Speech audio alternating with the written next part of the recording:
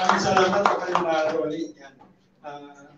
Tumayo tayong lahat, awigin natin ng doksolohiya.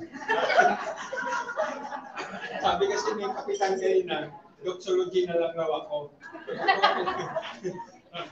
Okay lang po, masarap po na mapakinggan. Kasi ang tema po ng ating preaching ngayon ay pagpapasalamat. Kasi po, yung paglinang sa ating buhay, alam niyo po ba, natutuwa ang Diyos sa bawat bagay na nangyari sa buhay mo, ay natutunan natin magpasalamat. Ito po yung pinakabuod na mensahe natin ngayon. Ang ating topic po, mamaya po natin makikita, paglinang sa pamumuhay. Okay, ngayon po, tumayo po tayong lahat at basahin natin yung ating teksto sa Pilipos chapter 1, beginning verse 3 hanggang 18. Ako po sa verse 3, kayo po sa verse 4, salitan po tayo. Sige po, ito po yung sinasabi ng salita ng Diyos sa Pilipos chapter 1, beginning verse 3 to 18. Tuwing naalala ko kayo, nagpasalamat ako sa Diyos.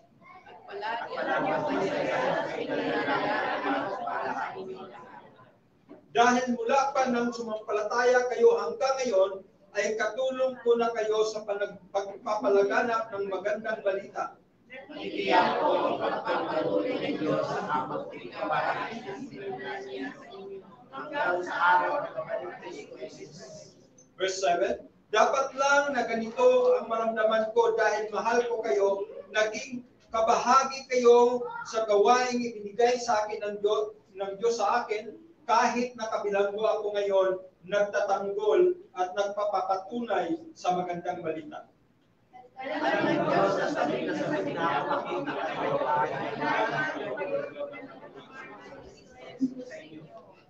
Verse 9, ipinapanalangin ko na lalo pang lumago ang pagmamahal nyo sa isa't isa ng may karunungan at pag-unawa.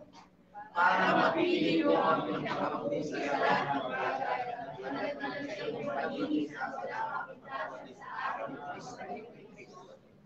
Verse 11, mapuspos nawa kayo ng mga katangiang ipinagkaloob ni Hesukristo sa inyo para parangalan at mapapulihan ang Diyos.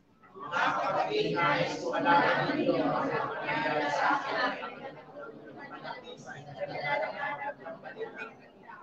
Verse 13, sapagkat alam na ang lahat ng gwardiya sa palasyo at ng iba pang naririto nagbilanggo ako dahil sa pagsunod ko kay Kristo.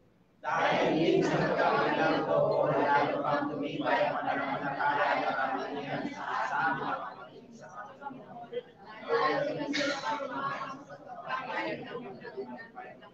Verse 15, totoong may ilan dyan na nangangaral lang tungkol kay Kristo dahil nainggit sila sa akin at gusto nilang ipakita na mas magaling sila kaysa sa akin. Ngunit may ilan din namang tapat ang hangarin sa pangangaral.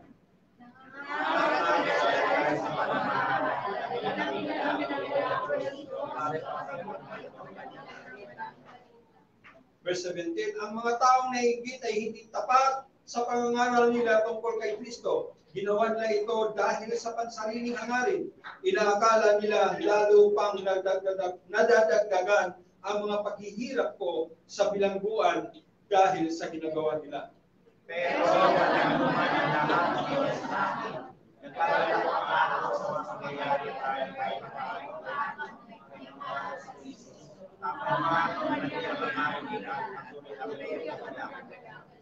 ay kung lahat ay umupo. Panginoong Diyos na makapangyarihan sa lahat, ang Diyos ni Abraham, ang Diyos ni Jacob, ang Diyos ng Israel, ang Diyos ni Isaac, ang Diyos na tumawag sa amin mula sa kadiliman patungo sa iyong kagilagilalas na kaliwanagan, pagpalain mo po ang araw na ito. Tulungan mo po kami na lahat ng aming marinig ay pagbutihin mo ito o ikintan mo ito sa aming mga puso't isipan ng sa gayon, O Diyos. Ang iyong salita ay aming panghawakan sa aming pag-araw-araw na paglakad sa iyong kabanalan. O Diyos, sa umagang ito, pagpalain mo ang inyong banal na Espiritu, ang siyang kumilos sa aming kalagitnaan. Buksan mo ang aming mga puso't isipan sa katotohanan, O God, upang yakapin namin ang iyong kalooban nang sa ganon, ikaw, Panginoong Hesus, ang siyang may taas sa aming mga buhay. Maraming salamat. Ito ang aming samot dalangin. In Jesus' name we pray. Amen. Amen.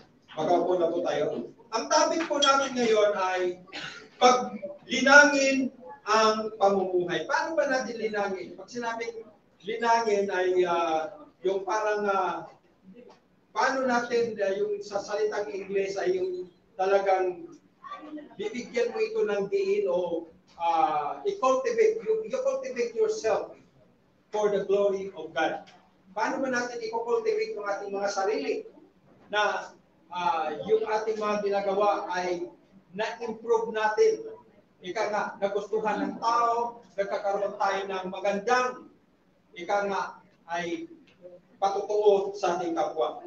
Kung papansinin po ninyo yung video dyan, nakalagay ko dyan, yung video, nakikita po natin, ito po yung umatin last Sunday, di ba? Nakikita nyo,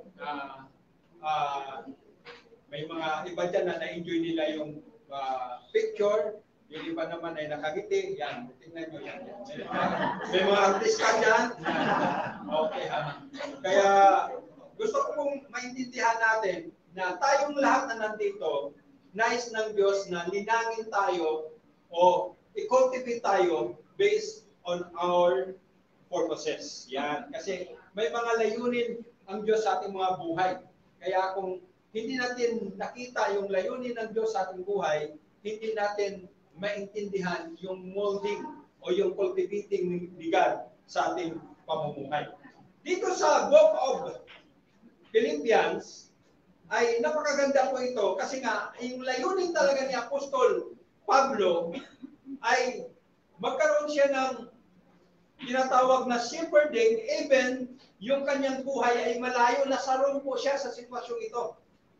Alam mo po ba, yung spiritual authority, magkakaroon ka lang yan kung marami kang tao na naabot o napaganda o na-touch mo yung life nila because of your connection, because of your initiative. Dahil ikaw ay mayroong panalangin sa kanila. Una po, sa lahat, yung panalangin.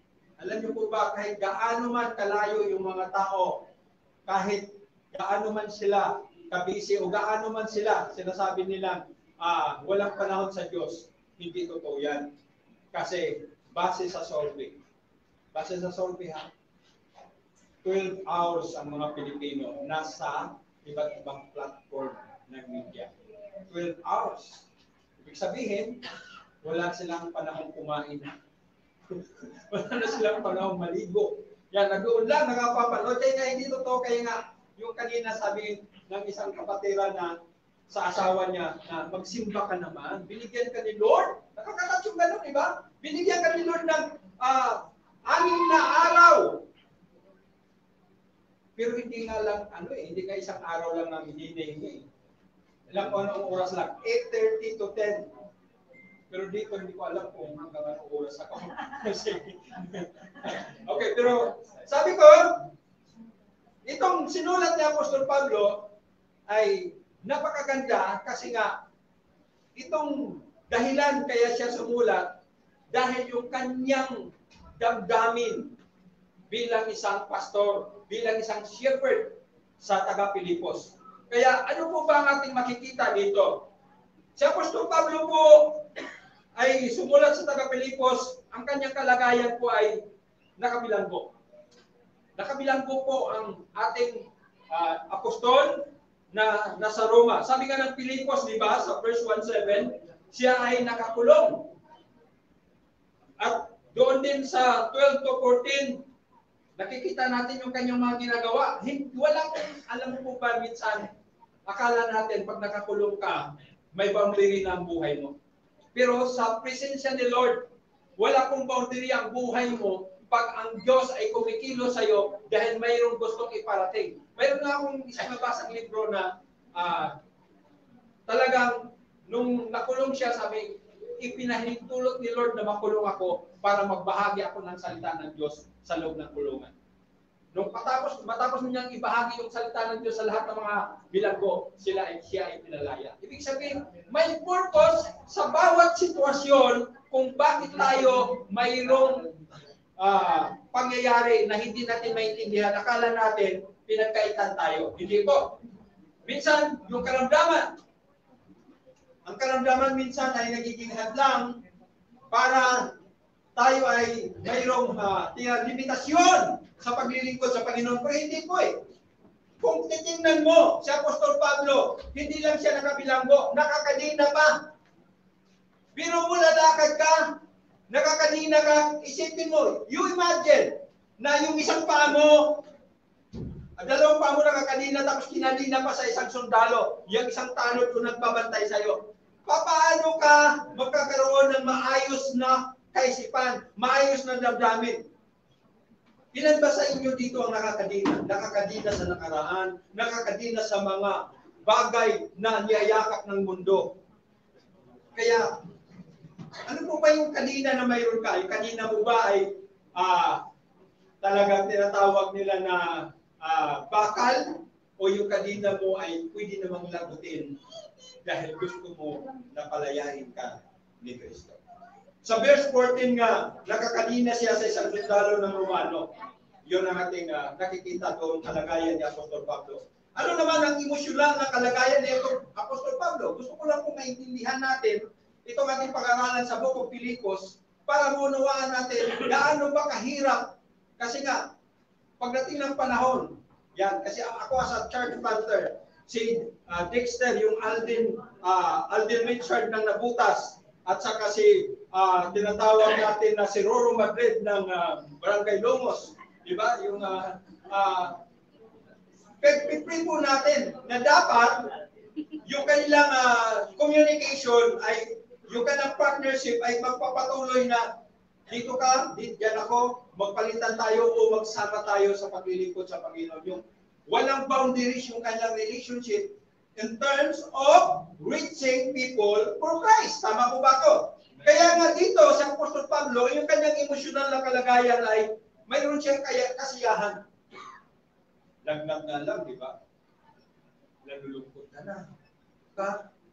Nasa apat na sulok ka lang.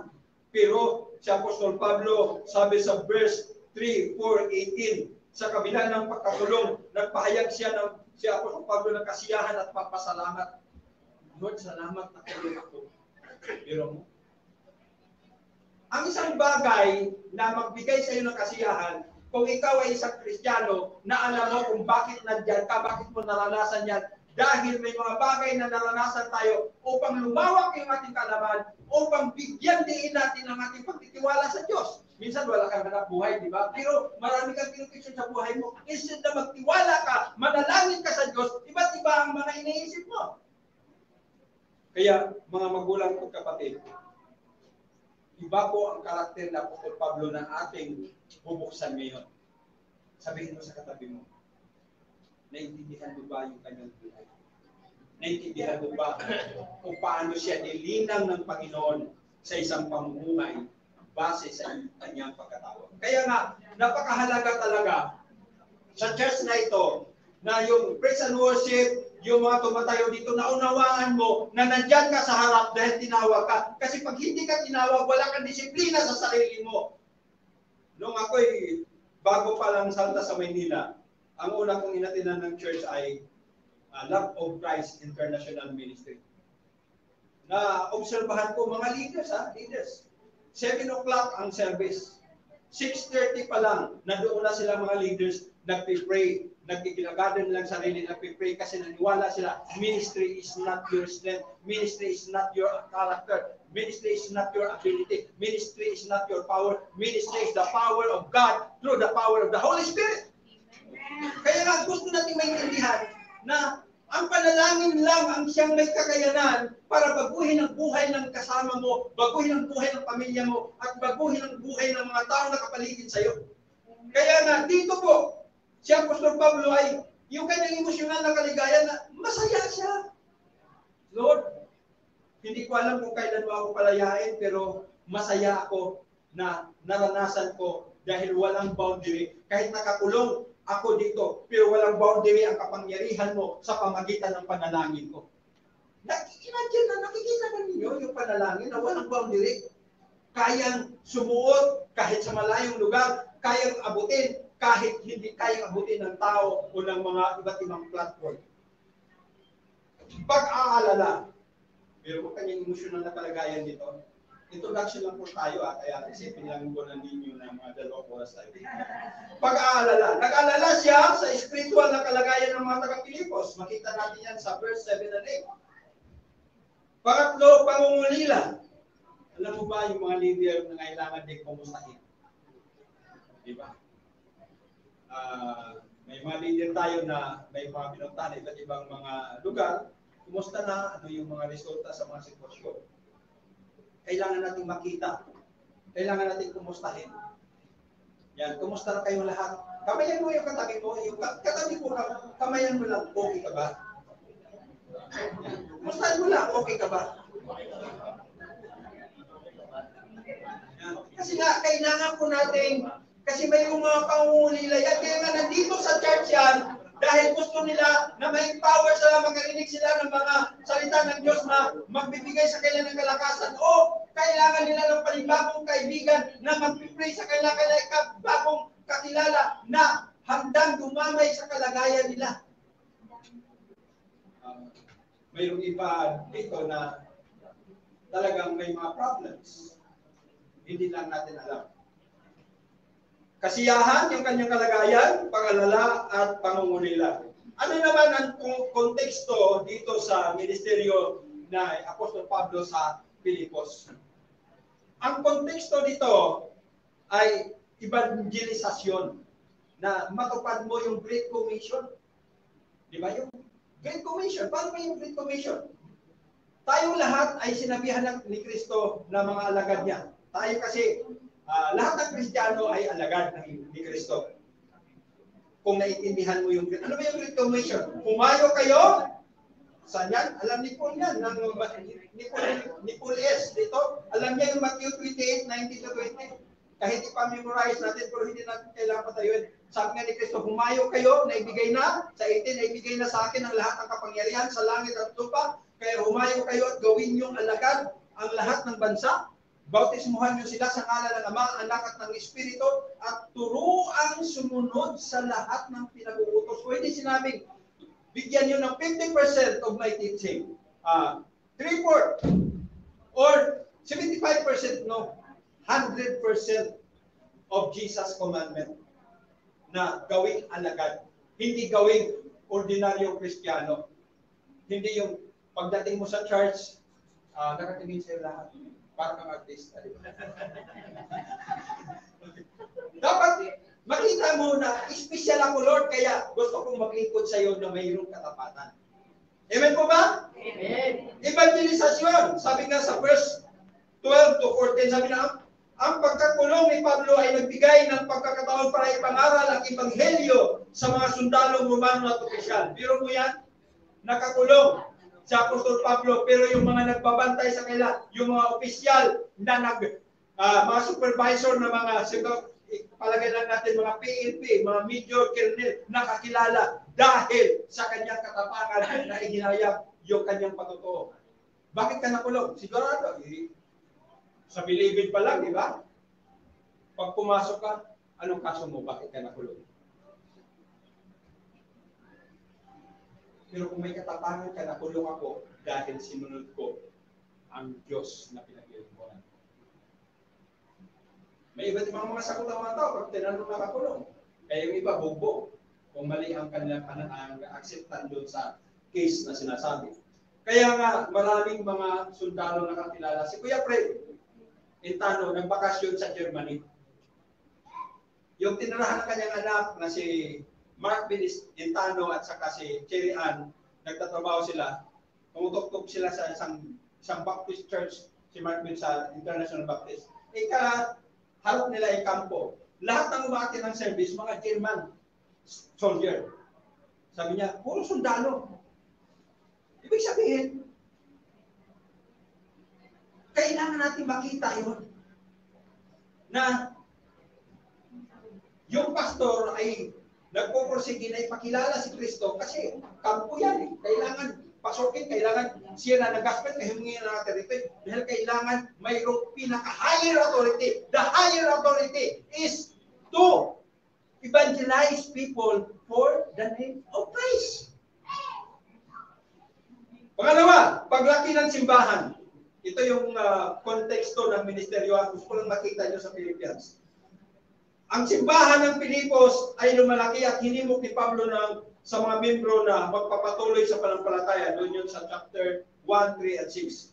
Bakit? Kasi kung hindi tayo nagpapatuloy, kung ang iyong panampalataya ay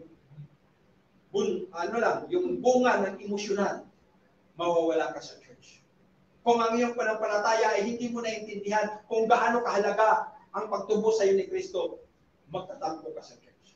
Pero kung ang iyong panampalataya naintindihan mo, nandiyan ka sa church dahil tinubos ka ni Kristo, dahil may gagawin ka, mayroon kang purpose dyan sa church, kailangan o kabilang ka sa paglinang ng Diyos, doon maintindihan mo na you stay on the church because Jesus is commanding you to stay, to preach the gospel, to lead people.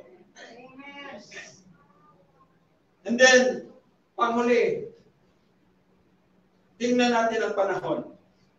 Itong Pilipos ay sinulat ni Apostol Pablo noong 61 o 63 AD.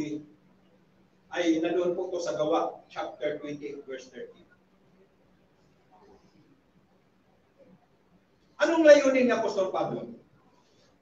Anong layunin? Bakit niya sinulat ang Pilipos?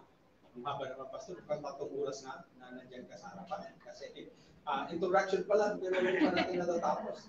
Sabi niyo po, mapipilitan ako na kung magpapalabog pa mamaya. Sabi nito, pasasalamat para sa suporta sa pagpahalaga ng mga taga-Pilipos. Kaya nga ako nagpapasalamat na kayong nandito lahat ay bahagi kayo ng paglago ng GCM Malabon. Amen. Kayong lahat ay bahagi ng paglago ng GCM na butas. Amen. At hindi po maging hadlang at hindi maging karoon tayo ng barriers na magkanya-kanya, magkampi-kampi. Kundi magkakampi-kampi lang tayo, magkanya-kanya lang tayo ng pag-abot sa ng tao. Hindi yung baguhin pa natin yung sitwasyon. Yun lang po ang purpose. Magkaisa, magkanya-kanya tayo ng focus ng ministeryo.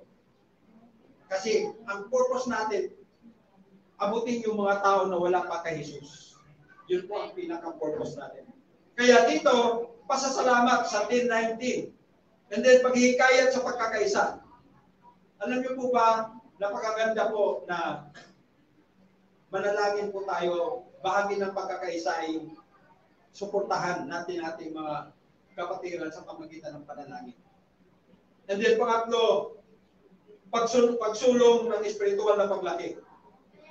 Sa verse 9 and 11, paano ba natin magagawa? Sabi nga ni Kuya kanina ni Brad, magkaroon ng Bible study. Maganda to, yan po ang gusto ko. Magsabi lang po kayo, sir, kung kailan mag-start.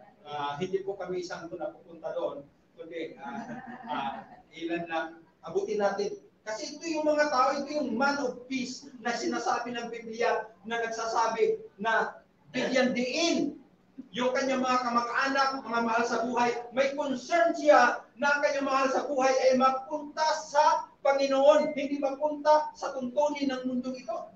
Kaya congratulations sa iyong heart for God's commandment sa Great Commission. Mga verse na nakaka-inspire, tingnan po natin. Yan. Yan po nakaka-inspire na verse na maaari natin magiging memory verse dito sa ating pag-aaralan. Nagpasalamat ako sa Diyos sa bawat pagkakataon na aking ginagawa ang alaala ninyo. Yan. Alam mo ba, napakaganda po na sa panalangin natin sa individual, maalaala natin yung katangian nila na sumusuporta, magbigay ng glory sa Panginoon. Tiwala ako na nagsimula ang mabuting gawa sa inyo, matapos nito hanggang sa araw ni Kristo. Di ba sabi ng ng Biblia, ang sinong maging tapat hanggang wakas ay siyang maliligtas. Ibig sabihin pag hindi ka naging tapat, hindi ka ligtas. Ibig sabihin kasi noon, yung iba, naghihingalo na sila, saka sila nang bumalik sa Panginoon, humingi ng tawad. Kaya sa bandang huli, tapat pa rin sila kahit ilang sikan sila, at saka natigok. Ayun, lakit pa rin sila. Yun ang intindihan natin. Sana wag gano'n ang lahat na. Huwag natin iparisan yun. Yan. Kailangan makita lang natin na naglilingkod tayo talaga ng tapat, na hindi naman darating sa puntos na naghihingalo ka, Lord, patawarin mo ako. Lord, patawarin mo ako.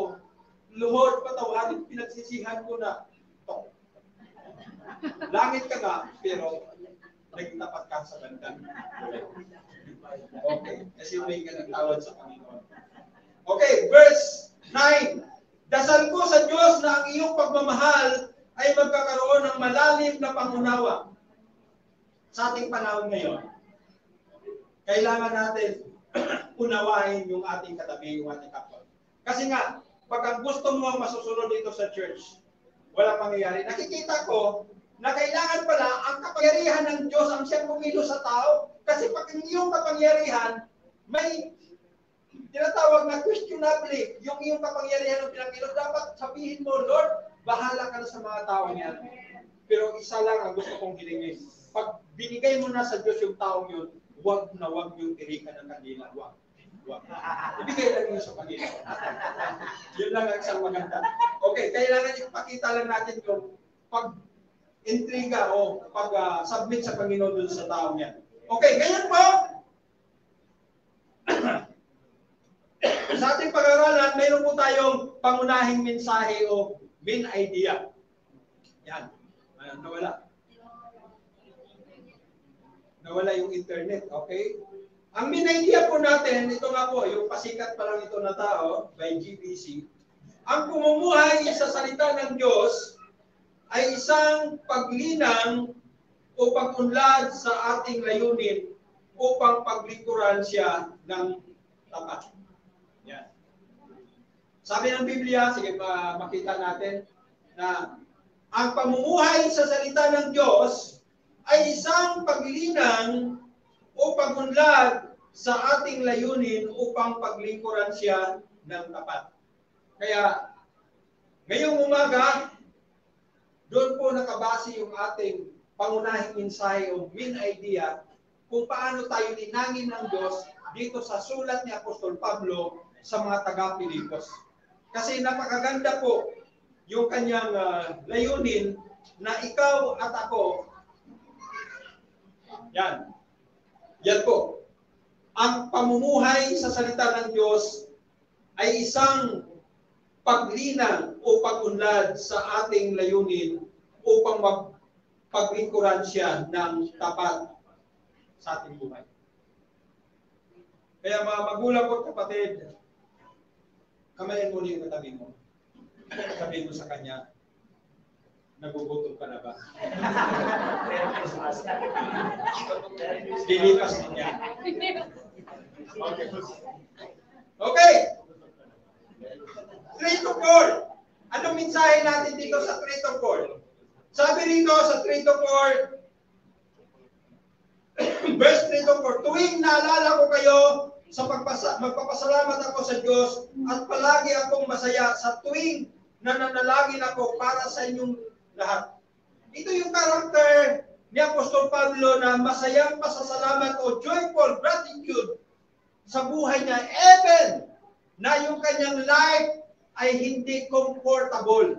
Ibig sabihin, nakakulong siya, may limitasyon ang kanyang ginagawa, may mga tinatawag na hindi siya talagang parang nasiyahan doon kung ikaw isang tao nakakulong ka, may nagbabantay sa iyo, nakakadira ka sa tingin mo, makapag-isip ka pa ng papasalamat, makapag-isip ka pa ng kasayahan, kundi ba, sabi ng iba, puro galit at po dapat ang mamayani sa iyong puso at isipan. Pero kakaiba yung buhay ng Apostol Pablo dahil naintindihan niya kung bakit siya nandoon, kung bakit siya nagmiministeryo sa mga taong ito. Dahil alam niya na ang sitwasyon ng kanyang ginagawa ngayon o yung kanyang kalagayan ay bahagi ng paglinang sa kanya ng Panginoon upang lubos na magtiwala sa Diyos kaysa magtiwala sa kakayahan ng tao o sa kakayahan ng pamahalaan. Kaya masayang pagpapasalamat. Nagpapasalamat ba tayo o reklamador ka kahit kulang lang?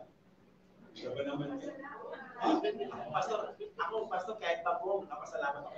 Praise the Lord yan, no? Kahit pa po, okay na yun. Sa probinsya ka eh. Naalala ko dati, yung ginamos na sinabado. Di ba? 3 plato, ubos. May palaman sila. Ibig sabihin, dito, ano man kalagayan sa buhay natin, wala ka mang trabaho o naghahanap ka, ibigay natin sa Lord. Kasi pag binigay natin sa Lord, na doon yung kaluwagan ng puso mo na ang Diyos mo ay mayroong kapangyarihan to provide your needs, to connect you to right person. Kaya nga, ang pasalamat ni Apostol Pablo ay pagpasalamat sa taga-Pilippian sa partnership sa gospel. Na kahit wala siya, may mga tao na nangangarap.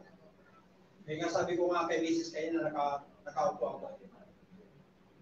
Itong nanay ni Pauline, si Maylin, magaling yan sa invitation. Sabi ko sa kanya, nakikita ko yan. Kaya ipag-pray natin yan na itong babaeng ito ipagpalain ni Lord. Kasi yung puso talaga niya is to connect people. Yung puso niya is to gather people for the Lord. Amen. Yes. Kaya nga, ang buhay ko, kaya may kanya-kanyang talent tayo eh. Kaya siguro, nangyari ay si Kamali dahil ayaw ng Diyos na mapunta siya sa JMA. Kaya gusto lang na dito lang sa Logos magpapunit lang. Kasi kung maging artista yan, lahat doon, baka ililipat dito yung artista. Kukulit niya dadalhin niya dito sa GCM na po. Kaya nagpasalamat tayo sa Panginoon. Salamat sa buhay mo, kapatid mo Maylin. Pangalawa, sa verse 5 to 6, sabi nito, dahil mula nang sumampalataya kayo hanggang ngayon, ay katulong ko na kayo sa pagpalaganap ng magandang balita. Natitiyak kong ipagpatuloy ng Diyos ang mabuting gawain na sinimulan niya sa inyo hanggang sa araw ng pagbabalik ni Kristo. Confidence in their faith. Kumpiyansa sa kanilang panampalataya. May kumpiyansa po ba tayo? Pag confidence ka kasi sa faith mo, alam mo na yung walang boundaries yung iyong ginagawa. Kasi nga pag may boundaries, natatakot ka. Mayroong tinatawag na, ay, ibang tao yan, hindi ko pwedeng kausapin yan, di ba? Pero kung ikaw ay empowered by the Holy Spirit, ikaw ay empowered by God, kahit sinong tao, katulad ng ako nung binata pa, na pag nagtatrabaho ako, pag sumasakay ako ng jeep, hindi ko tinitingnan kung ano yung kalagayan mo sa buhay. Hindi ko tinitingnan kung anong estado mo sa buhay. Hindi ko tinitingnan kung anong position mo. Basta kung katabi kita, sisiran kita ng gospel. Gusto kong maintindihan natin na ang kapangyarihan ng Diyos tayo nakabase, hindi sa kapangyarihan ng tao. Kasi pag sa kapangyarihan ng tao, tingnan mo yung katabi mo, tingnan mo yung katabi mo. Tingnan mo lang. Madidismaya tayo. Kasi yan, nagtatampo yan eh. Magtatampo yan. Minsan pag hindi mo pinapansin yan, hindi ka rin papansinin. Hindi ka rin nagpapansin na. Kaya gusto ko maintindihan natin na itong verse 5 to 6, kumpiyansa sa kanyang panampalataya, kasi pag isang tao, mayroon kang confidence in your faith, you can share the word of God to your neighbor. You can share the word of God to your friends. You can share the word of God to your classmates. Diba? Kasi kumpiyansa ka, may confidence ka na totoo ang Diyos sa buhay mo. Maraming salamat po. Naniwala po ba kayo? Amen. Alam mo ba kung totoo ang Diyos sa buhay natin, hindi tayo mahihiyang magdala ng Bible. Amen. Hindi tayo mahihiyang mag-pray. Hindi tayo mahihiyang mag-devotion. Confidence tayo, hindi tayo mahihiyang mag-post ng Word of God sa ating mga wall sa Facebook. Bakit? Kasi may confidence ka na anak ka ng Diyos. Tingnan mo nga ulit yung katabi mo. Tingnan mo ulit. Tingnan mo ulit. Sabihin mo sa kanya, totoo ba talagang kapatid kita? Kapatid ba talaga kita sa Panginoon?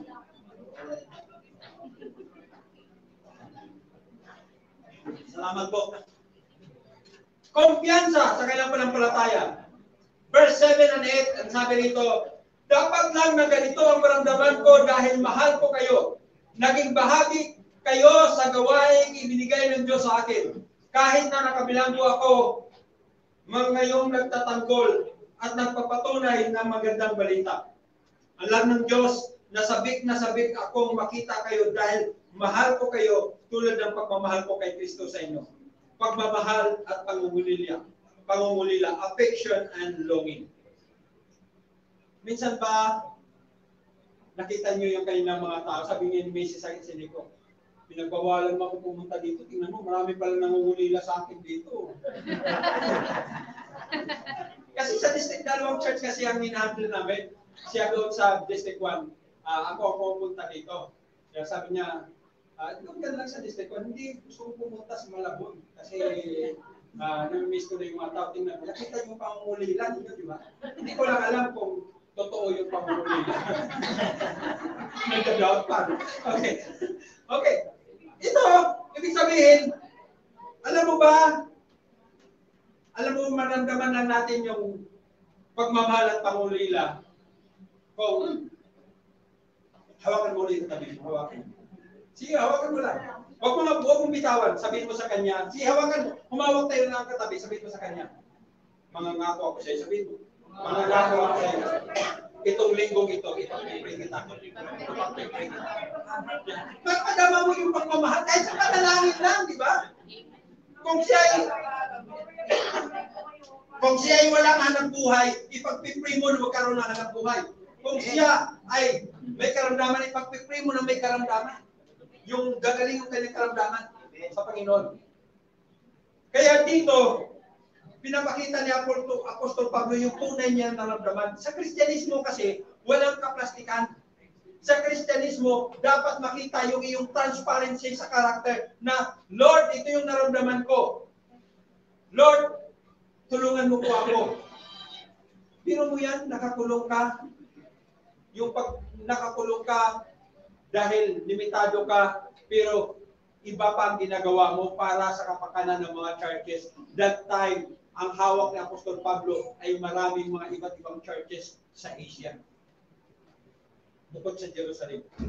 Kaya isipin mo na lang, na pinag-pray niya, na-enjoy niya, kahit hindi niya tinitingnan yung nakataling talikala, yung bakal sa kanyang paa o sa kanyang kamay. Ang naiintindi niya, yung panalangin niya, hindi ito hadlang at walang boundary ang kanyang panalangin sa harapan ng Diyos.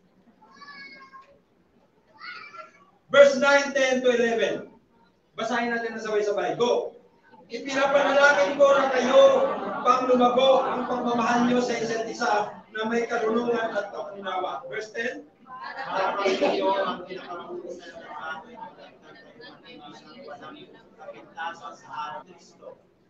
Papuspos nawa kayo ng mga katangiang ipinagkaloob ni Hesus Kristo sa inyo para sa parangalan at mapapurihan ng Diyos. Mahalaga po talaga sa anumang kalagayan natin ng panalangin. Sino nakapanood ng pinasa ko na Day of Prayer ng Evangelical Leaders sa Malacanang? Yan.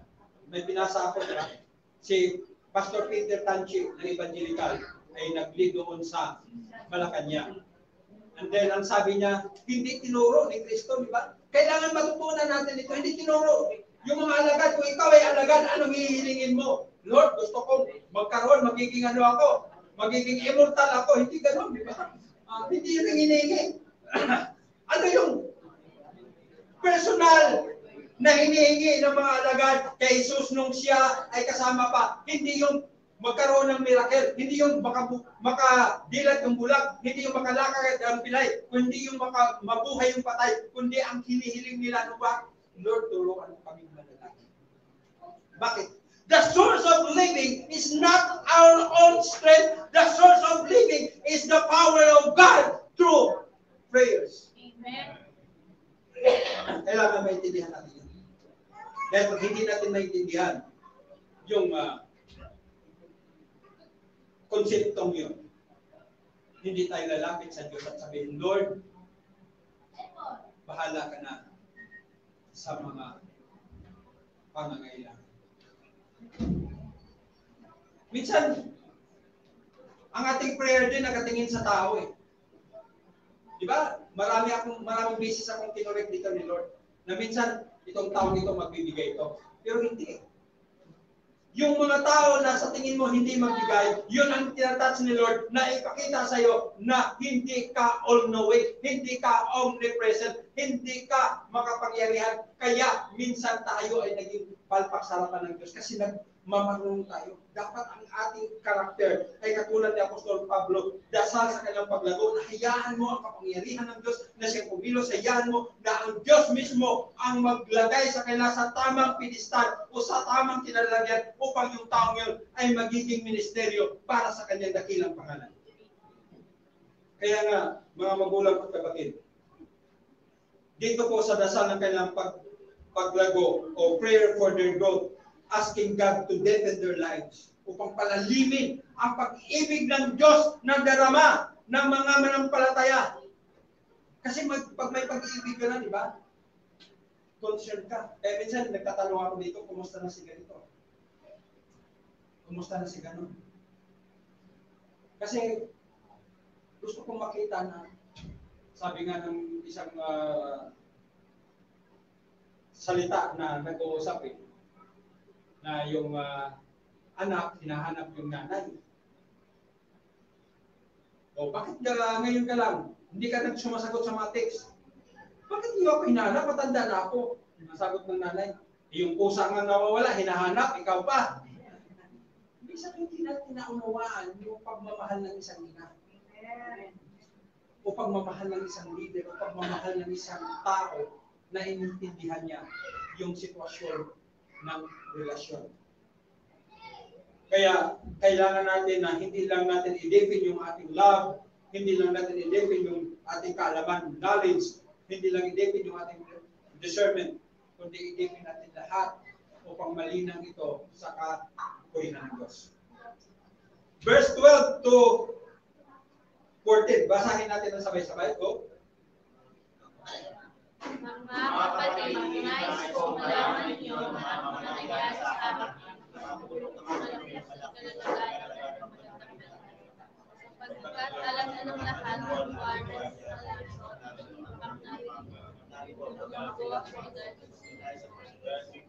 sa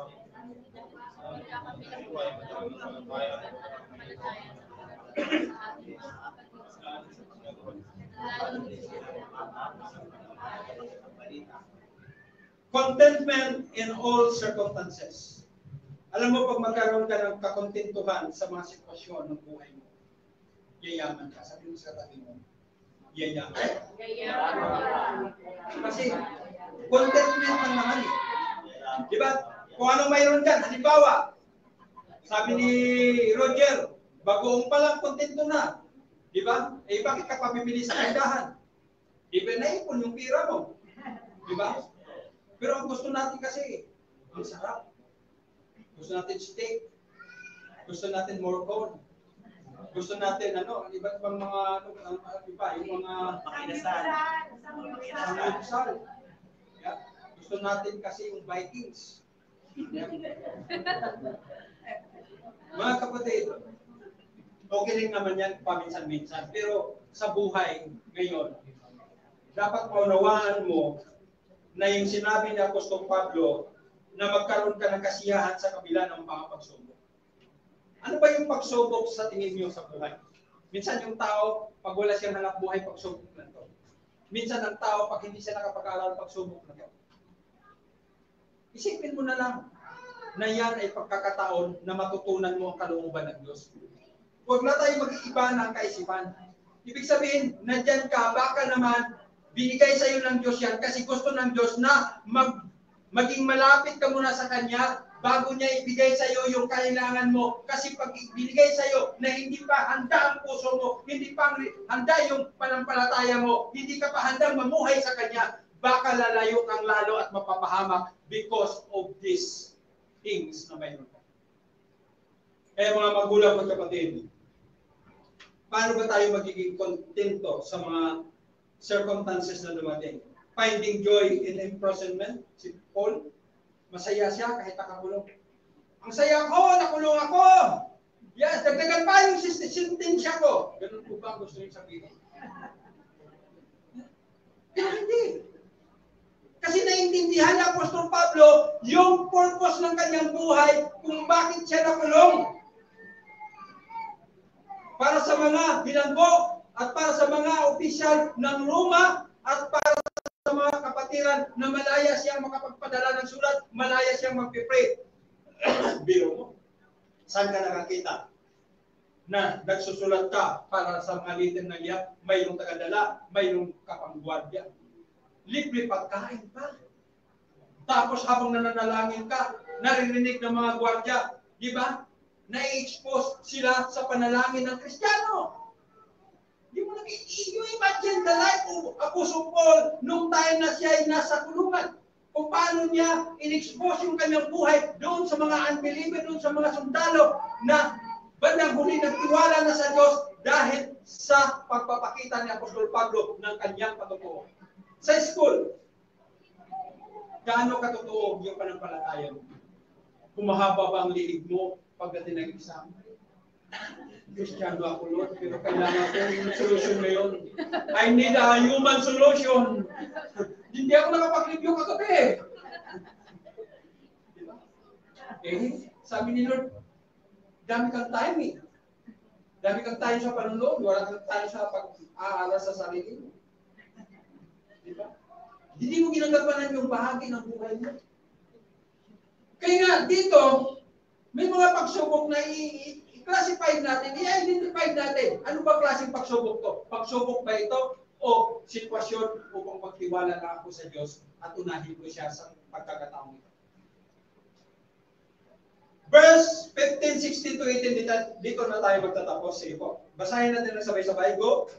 Toong may ilan dyan na nakakaalam ko kay Kristo dahil nainggit sila sa akin at gusto nilang ipakita na mas magaling sila kaysa akin. Ngunit may ilan din na matapat ang mahari sa pangmahalan. Nangangarap sila dahil sa pagmamahalan at alam nilang dinala ako rito ng Diyos para ipagtanggol ang magandang balita. Ang mga tao na ikin ay hindi tapat na pagmamahalan. Ginagawa nila ito dahil sa pagkakasalitin ang hari, nakakalat nila dyan mapapagod at nagkaroon ng mga puso ng buhay dahil sa ginagawa nila. Pero wala kang tumatahak na rin sa akin. Nagdadalang ako sa mga nangyayari dahil ay pangalan sa Kristo. Tama man natin ang pangalan nila at patuloy akong magdadala. Isang kagalakan ko na binigyan din ni Apostol Pablo yung ating motives. Genuine motives o tunay na motibo sa paglilingkod. Alam mo ba na sa church, ang Panginoon lang nakakita sa ating mga motibo? Ano yung kakayanan mo? Ano yung motibo mo kung bakit ka nandito? Pero karamihan ng motibo na nandito sila kasi gusto nilang magpasakop sa kalooban ng Diyos. I'm right? Gusto natin magpasakop sa kalooban ng Diyos. Kaya nga dito, encouraging the Philippians to preach Christ regardless of motives. Kasi nga, kahit iba pa yung motibo mo, kahit kung nanghihingi ka pa dyan, pero si Kristo ang naitaas. Kaya bandang huli, si Kristo na kung bahala dyan. At sinabi nga ni Christ, di ba?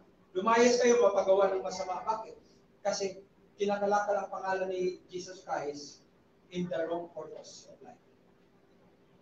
Kaya mga magulang at kapatid, ano ba ang aplikasyon natin? Tingnan natin yung aplikasyon. Una ay linangin ang pagpapasalamat. Cultivate gratitude. Paano ba natin i-cultivate yung gratitude, yung pagpapasalamat? Nasa maliit na bagay, marunong ka magpasalamat. Sino sa inyo dito na kahit wala kang ulam, asin lang, sabihin mo pa rin, Lord, salamat, pero tumutulo yung luha. Diba? Salamat. Kape. Mainit na kape lang, sinabaw mo sa kanin na mainit. Ang sarap. Diba? Gusto kong maintindihan natin na anumang sitwasyon sa buhay natin, yung cultivating gratitude in our life ay napakaganda po yun na magpasalamat ka. Sa katabi mo, may nagbigay siya ng ulam. Lord, salamat, Lord. Ginagamit mo siya. Lord, salamat. Kasi ang isang tao na mayroong gratitude na puso ay pagpapalain ni Lord yan. Bakit? Kasi marunong magpasalamat. Marunong nakita niya yung kabutihan ng Diyos sa ibang tao, sa pamagitan ng ibang tao. Kabutihan ng Diyos yun. Amen. Pangalawa, magtiwala sa soberanya. Trust God's sovereignty. Paano ba natin ipagkatiwala? Have confidence in God's work in your life. Lives of lives of others. Ipagtiwala mo na ang buhay ng iba ay nasa soberanya ng Diyos yan. Huwag kang mangamba. Hayaan mo ang kapangyarihan ng Diyos na gumalaw. Pangatlo, unahin ang relasyon. Prioritize relationship. Doon sa mga tao na malapit sa iyo.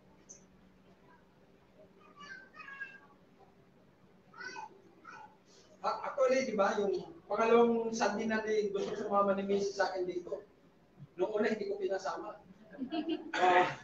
Sabi ko baka magtampo na lalo pag hindi ko pa pinasama. Kaya pinasama ko na. Okay. Unahin ang relasyon. Nurture meaningful connection and share in others' struggles. Yan. Kaso nga lang, ang tao mahirap talaga parati kong sinasabi sa mga tao na kausap ko, ano ba ang problema mo? Ayun, sige, Pastor, okay na ako. Hindi magsasalita na kayo ng mga kahinaan. Kasi nga, baka nabalitaan nila na pag nag-share sa akin ng kahinaan, kinabukasan nasa GMA 7 na. Hindi ako ganun. Nasa GMA 7 na, hindi po. Dapat, pag mayroong nag-share sa inyo ng confidential report, dapat pag-pray lang talaga para sa iyo lang. Ituloy ang paglagong spiritual, pursue spiritual growth. Deepen your love, knowledge, discernment through prayer and scripture.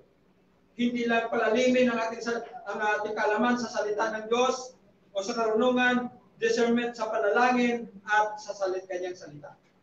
Dapat palalimin natin ito. Pursuing spiritual growth sa buhay ng bawat isa. Pang-anim, pang-lima, tama, maging kontento. Find contentment. Kasi pag hindi tayo kontento, yan, magkakaroon tayo ng iba't ibang problems in life. Pero kung kontento ka, sabi rito, discover joy in all circumstances knowing God is at work. Na ang Diyos ay gumagalaw, ang Diyos ay gumagawa sa mga sitwasyon na kung saan sa tingin mo, hindi gumagalaw ang Diyos, nasaan ka o pwede mong kantahin, natutulog ba? May mga sitwasyon na nanahimik si God dahil gusto niyang makita yung pagtitiwala mo sa Kanya ng lubos. Pang-pito, ang pang-anim, suriin ang motibo. Examine your motives. Ensure your action and words align with genuine love for Christ. Diba? Ang sarap maglingkod kung mahal mo ang mga kaluluwa ng tao. Dahil nakita mo, base sa kwento ni Mayaman at sila Saro, na kung saan mapunta ang tao pag hindi nakakilala kay Jesucristo. Pag hindi na isinubo ang buhay kay Jesucristo. Di ba? Nakipag-grievances pa yung mayaman. Kung ganun, Lord, papuntahin mo sila sa Ro, sa kinaroonan ng aking ama, sapagkat mayroon akong 4 na magkakapatid upang hindi na nila maranasan ang kinaroonan ko sapagkat napakainit. Pero nasa impyerno ka, concern mo pa rin ang pamilya mo. Di ba? Pero sabi ni Abraham, nasa kanila na yung Biblia. Kung hindi sila naniwala sa mga sinulat ni Moises at mga propeta, kahit sa patay na muling nabuhay, hindi rin sila maniniwala. Kaya, suriin ang motibo. Kasi ang Diyos ay makapangyarihan. Bakit sila Saro? 4 na araw na nakalibing bago dumating si Christ. Kung sabi ng mga iba, nangangamoy na yan, Lord. Mayroon bang imposible sa Diyos? Mayroon bang imposible sa Diyos? Yung problema mo, sa tingin mo ba imposible yan? Baka naman, ang problema mo na dyan pa kasi gusto ng Diyos mag-wait ka lang ng time si Lazaro. Umiyak yung mga kapatid. Sabi ni Marta at Maria, kung nandito ka lang, Lord, hindi mamatay yung kapatid ko. Pero sabi ni Jesus Christ, may lagunin ng Diyos upang kayo mananampalataya na ako ang kanyang sinugo. Buksan niyo ang bibingan. Sabi ni Christ, di ba? Lord, nangangamoy na yan. Pero hindi nyo ba alam na kahit naglalakad si Christ nung namatay si Lazaro, pwede niyang sabihin, ihinto ang pag-decay ng kanyang katawan na hindi alam. Di ba nung naghagi si Pedro ng lambat sa lawa, sabi ni Pedro, Lord, expert ako mangingisda. Wala ko kaming nahuli magdamag. Sabi ni Apostol ni Pedro, dahil sa sinabi mo, sundin kita. Hinagis yung lambat. Yung conversation pa lang. Yung isda na sa malayo, pinapunta na ni Jesus Christ. Hanapin niyo yung lambat ni Pedro pag hinagis. Nagsiksikan sila. Hindi sila nagreklamo. Pinilikalan tayo eh. Kaya nagsiksikan tayo. Gusto ng Lord natin, yung Creator natin na magpahuli tayo ngayon. May posible ka sa Diyos ko. Lahat ng bagay na nandito sa mundo ay pag-aari ng Diyos. Kung ito ay pag-aari ng Diyos, kung ikaw ay co-partner ni God, kung ikaw ay tinawag ng Diyos, bakit may imposible ba sa Kanya? Kung ikaw ay tinawag niya to minister, to connect people, to empower people, to educate people for Christ, no? Mga kapatid, suriin ang ating motibo. Reflection.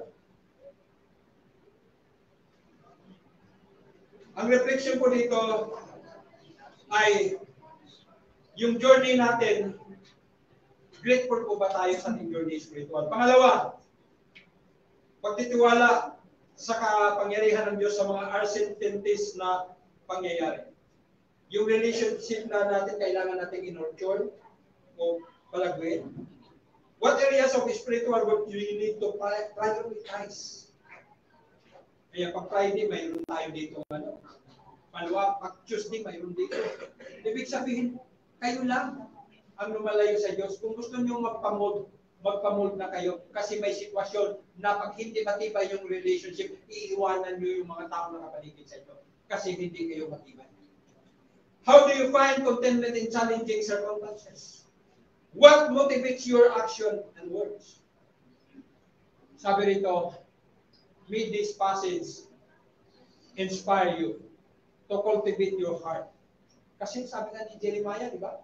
Puso ang pinaka madaya sa lahat. Kaya may kumanta eh, sana dalawa ang puso ko. Kasi napakadaya ang puso. Kaya nga, i-cultivate natin yung heart of gratitude na marunong tayo magpasalamat. Heart, cultivate your trust, cultivate your love, cultivate your priorities to meaningful relationship and spiritual growth. Lahat yun i-cultivate mo. Lilinangin natin yung isang palayan, paano mo i-cultivate yung isang farm?